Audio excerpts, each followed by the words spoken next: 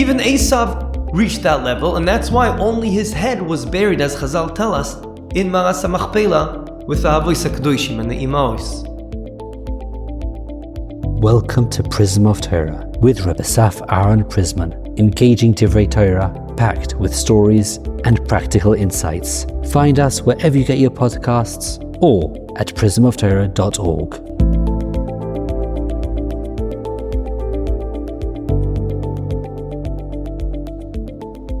Shalom Uvracha. In this week's Parsha, Parshas Bo, I would like to share with you an idea that is a very important theme in Yiddishkeit in general.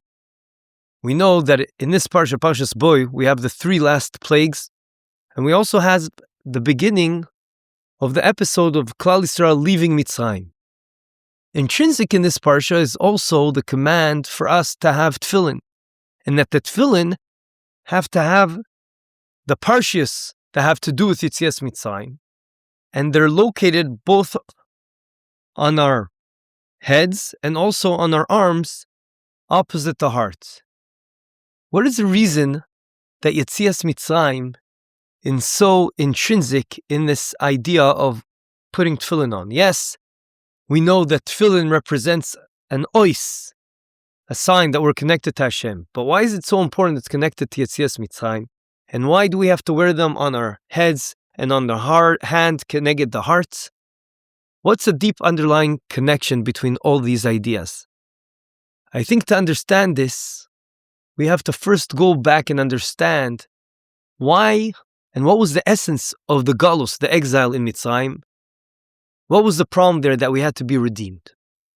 To give some background, the Kisvei Arizal in Shara Psukim teaches us that really our spiritual entity is divided into three. The highest level is neshama, then we have ruach, and then we have nefesh.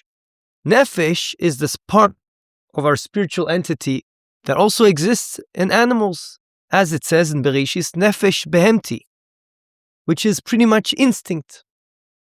The moyach, our mind, has in it the neshama. That's a dwelling place for the neshama, which, as we said, is the highest level of our spiritual entity.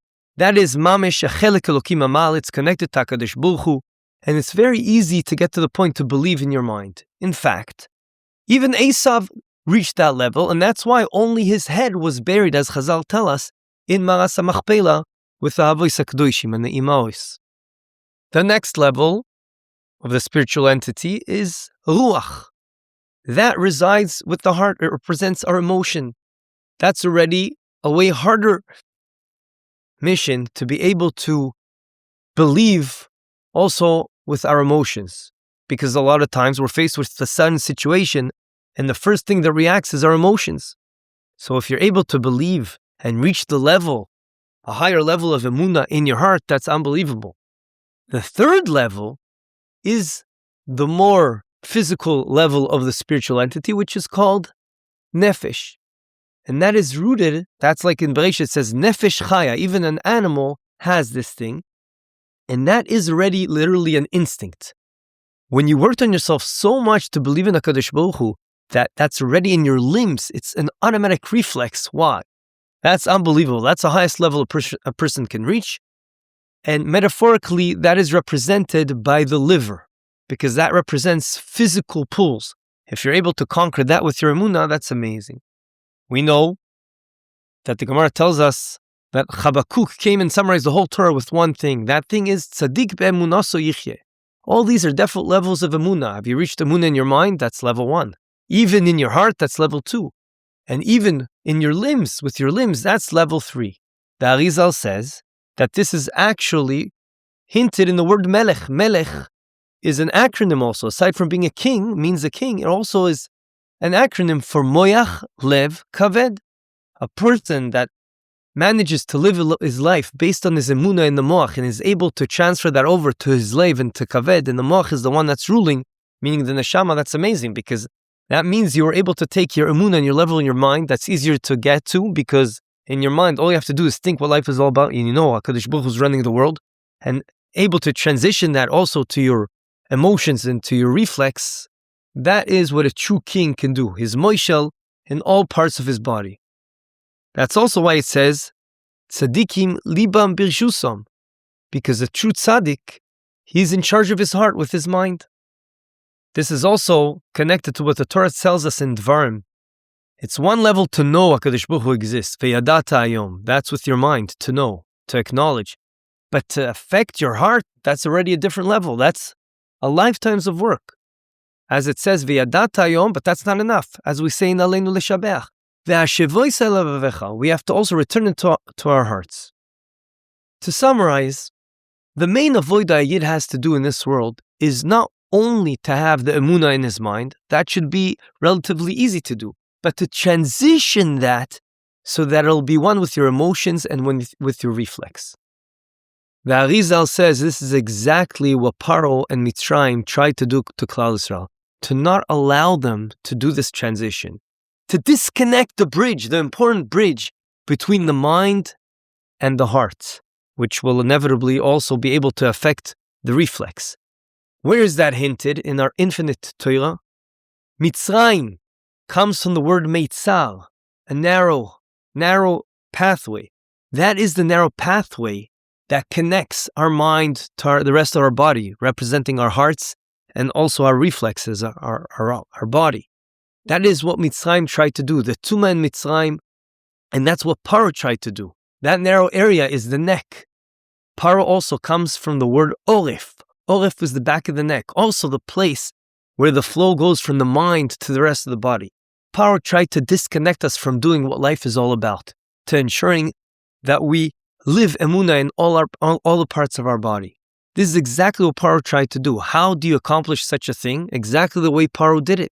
He gave us avodah kasha. He made us work all the time and toil that we don't have time to think what life is all about. People that really want to grow, just like they have an important project in their work or in their family, they also put aside time for a big project, which is what life is all about. The more you think about what you're supposed to do in this world, and that you're supposed to live emunah and work on yourself to change your midot, to emulate HaKadosh Baruch Hu's characteristics and midot, that is what life is all about. That is what allows you to transition the emunah on the level of your mind to your heart.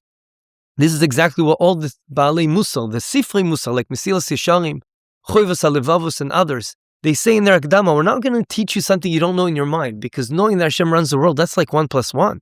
That there's a creator to the human body? Of course. The way the eye works, the way the mind works, that's obvious. But to be able to live that idea in your hearts and in our reflexes, that's already a different level. That will only come with time, reiterating what's obvious, learning about what HaKadosh Baruch Hu does for us and why we're put on this world. Once that becomes part of our subconscious mind, we're able to reach those amazing levels. Paro tried to stop us from doing so. Based on this background and understanding what was the galus, the exile in Mitzrayim, and what they tried to do to disconnect us from our main mission in life, we can understand that tefillin is the best antidote to that. Tefillin, on purpose, we have to have on our heads, because we have to ensure we have emunah in our minds, but also on our arms, parallel to our hearts, because it's not enough to believe Hashem like Esav did in your mind, but you need to have it in your hearts. That is exactly what tefillin represent. We have to be misha'abed ourselves in our mind and in our hearts. The Sefer HaChinuch explains that tefillin contain the fundamental principles of Yiddishkeit, accepting Hashem's in charge, the yoke of mitzvahs and Yetzias Mitzrayim, and we bind them near our brain and our hearts, the place where our intellect dwells and emotion, to ensure that this doesn't stay theoretical, but penetrates into every part of our body. We make sure that we don't allow the culture out there or the world around us to disconnect this important vital bridge between our minds and the rest of our bodies, representing our hearts and our emotions and our reflexes. We know that when you put on tefillin, you first put on tefillin shel yad first, before tefillin shel rosh. That's a mefurish halacha. On the level of pshat, this is derived from the pasuk itself in Dvarim. It says first, ukshartem le'ois al yadecha, so first on your hand, and then on your arm, and then vayu letotafos beinenecha, and then you should put them on your head between your eyes. So the Gemara in Menachos darshans this and says, because in the pasuk Yad the tefillin shel Yad is represented first, hence we should put Yad first. So I saw the Chazon Ovadia offers a beautiful, deeper explanation why this is true. And he says because there's a famous concept when we receive the Torah, Naseh v'nishma. First we'll do, even without understanding, and one will try to understand. That is represented by putting first the tefillin shel Yad and then tefillin shel Rosh. But perhaps based on what we're saying, that the purpose of life is to ensure that we're able to take this level of emunah and bring it to our hearts. And that is the end goal, our hearts being our emotions as well as our reflexes. Hence, it makes sense that we first put it on our arm representing our hearts to ensure we realize this is the focus. It's not enough to have it in our minds. The whole point is to bring it down. The mind's emunah must reach the heart. We start with the destination on purpose to remind ourselves this is what life is all about. Yeh Ratzon that we realize continuously during our life that our job is not only to ensure the obvious, that Hashem's running the world, and that's in our mind and our intellect, but we have to do everything we can, like learning mitzar and taking time out in our daily hectic lives to understand and to internalize that Hashem is running the world and we have a purpose here. And we have to make sure that bridge is always clean and ready to connect our minds to our hearts and to the rest of our body to make sure we are immersed with as much as we can emunah. I want to end off with this story I just heard from my wife that heard it last night from a weekly shir she goes to. She said the following: Rav Braverman, who for many years would visit Jewish prisoners to give them chizuk and help them grow spiritually, once shared this unbelievable story. This happened several years ago. One day, or even maybe 8-9 years ago, one day he noticed a young yeshiva bachar at the prison, also visiting someone. As they left the facility together, Rav Braverman offered him a ride to Bnei Brak because he realized it's also going to Bnei Brak. He looked like a young bachar learning in yeshiva.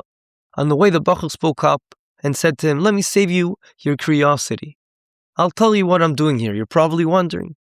He explained that he had been adopted as a baby into a wonderful frum family. His adopted father was Navreich, learning all day, and he received the best chinuch imaginable. But at age 18, they were required to tell him the truth. His biological father had killed someone and was serving a life sentence. His biological mother couldn't cope and had lost her mind. That's how he came to be adopted.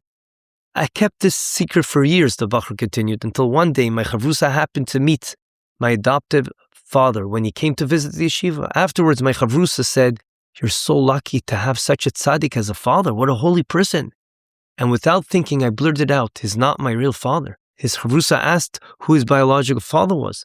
When the bachar told him, the chavrusa said something unexpected.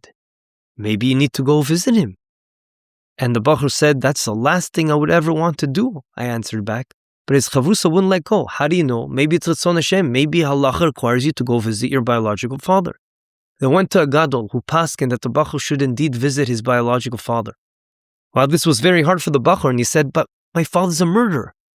So the gadol said you have to differentiate between honoring him as a father and thinking about the fact he's also a murderer. Since and immediately after he got that answer, the bachar had been visiting every week and his father had been slowly doing tshuva. Then the bachar added one more detail. He said, "Someone once asked me to be interviewed about my story. They said it would inspire so many people. But as a reflex, without even thinking, I said no. Because if I tell my story publicly, people will figure out who my father is, and that would be speaking lashon hara about him. Even if unbelievable good things will come out of it, and it will inspire many, thousands, the Torah doesn't allow it. That is not Ratzon Hashem." Rav Braverman was stunned. Here was a young man whose reflexes were so attuned to Ratzon Hashem that even when caught off guard, his instinctive reaction was, "What does Hashem want?" This bachar demonstrated both aspects of what we've been discussing, I think. First, even though he initially didn't want to visit his father and thought it was indeed Ratzon Hashem that he would not go visit him. But the second he realized from a big gadol that Ratzon Hashem is that he goes, in a second he totally changed his mind. Why? Because he realized he's in tune to do whatever he believes is Ratzon Hashem. This is exactly what it means. Tzadik be'emunah so yichye. This is also what he did the second they asked him, "Wait, let's interview. This will be amazing." No, He put everything aside and said, obviously, that's so obvious. That's not what Hashem wants me to do right now. I'm living emunah. I'm living that Hashem runs the world, and that's not the way He wants me to live. This is what tefillin perhaps is training us to become. Not just people who know the right thing, but people whose hearts and reflexes, whose emotions and every limb in their body live emunah. Yeh ratzon that will take out of this idea of the parsha to not only believe in the Kadosh Baruch Hu, but live with the Kadosh Baruch Hu. Have a good Shabbos. This concludes another episode of the Prism of Torah. Thank you for tuning in today. We hope you enjoyed it and learned something valuable. If you did, please subscribe to the podcast and give a 5-star rating. You can also find this podcast wherever you get your podcasts or our own website, prismoftorah.com, where we have a full archive of all our past episodes. We would like to thank Yona Vefa for the recording equipment and Eli Podcast Productions for handling all our post-podcast productions. Join us next week for another enlightening conversation on the Prism of Torah.